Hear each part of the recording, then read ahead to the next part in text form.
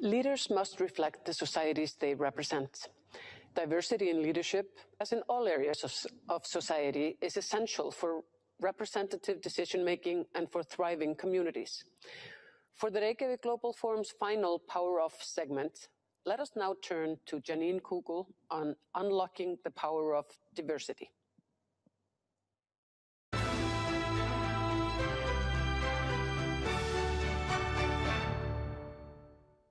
Hello and welcome to the session.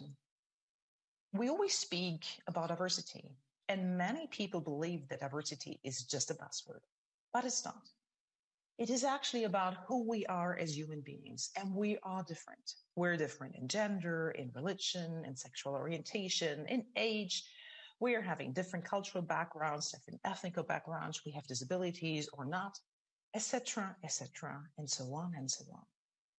Those diversities are mostly a fact, and we can't do much about it. But we bring all of that different experience to the table if we are asked to. And that is where the beauty of it lies.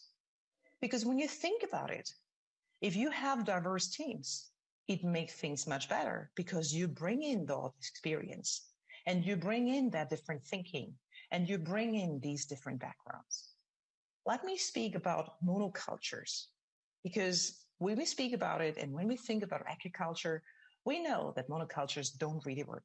Farmers will have to think about like what they are growing on their field.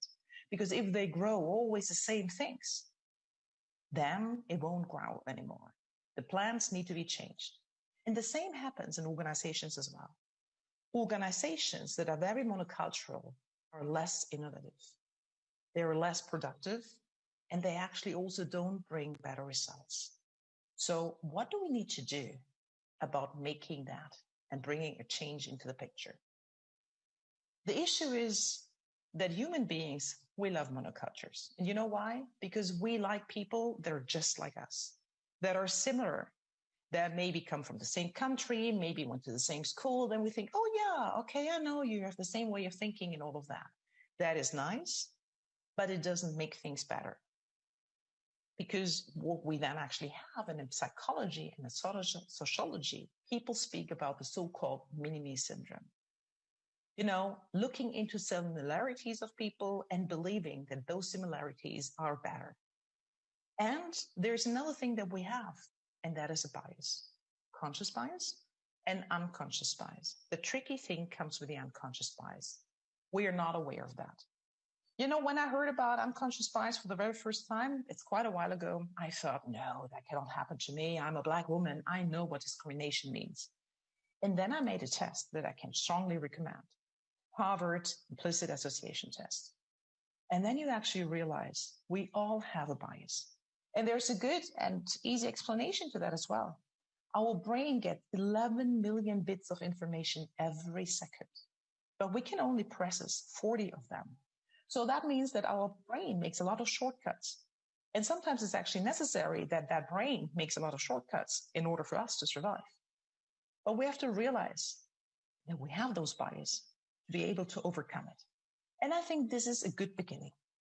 If we are aware of that, we can actually think, okay, I know I have a bias, and still I need more diversity. And I need more perspectives to really gather the complexity of the world that we're operating in, to really gather all of those different perspectives, to get up and to come up with the best solution. And there's another thing that is very important also to figure out about that, because working in diverse teams is not always easier, because different perspectives bring a lot of complexity in there, a lot of discussions and arguments. But if you have 30% of the people in the room that bring a different thinking into the room, miracle comes into place. First of all, you accept more different ideas. You listen to each other. Monocultural bad jokes are not made anymore, and microaggressions shrink. This is why in a lot of diversity research studies, we always speak about the 30% of the magic, or 30% for quota. And if we take all of that into consideration, we know very clearly diversity is a fact, but inclusion is a choice.